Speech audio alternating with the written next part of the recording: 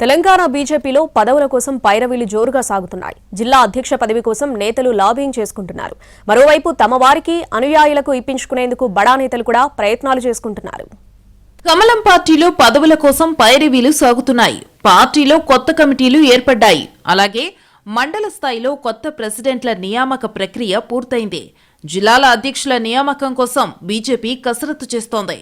దీంతో district president పదవి కోసం కొందరు నేతలు తీవ్రంగా ప్రయత్నాలు చేస్తున్నారు.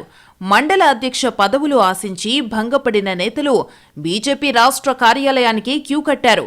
రాష్ట్ర స్థాయి నేతలను కలిసి తమ గోడు వెళ్లబోసుకున్నారు.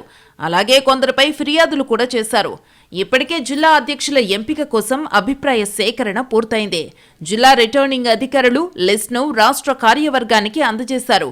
బీజేపీ జాతీయ ప్రధాన కార్యదర్శి సునీల్ బన్సల్, సంస్థాగత ఎన్నికల జోనల్ పరిశీలకులు, రిటర్నింగ్ అధికారులు రాష్ట్ర ప్రధాన కార్యదర్శులతో సమీక్షించారు. ప్రతి జిల్లాకు 3 పేర్లతో లిస్టును తయారు చేశారు. 1-2 రోజుల్లో రాష్ట్ర కోర్ కమిటీ భేటీ అవుతుంది. ఈ లిస్టుపై చర్చించి కేంద్ర పార్టీకి తమ అభిప్రాయాలు, జాబితాను పంపించే అవకాశముంది.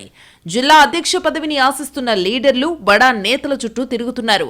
పార్టీలో తమ ట్రాక్ రికార్డు గురించి ఏకరువు పెడుతున్నారు. పార్టీ ఎంపీలు, ఎమ్మెల్యేలు తమ తమ ప్రాంతాలలో తమ వారికి జిల్లా అధ్యక్ష పదవిని ఇప్పించుకునేందుకు పావులు కదుపుతున్నారు.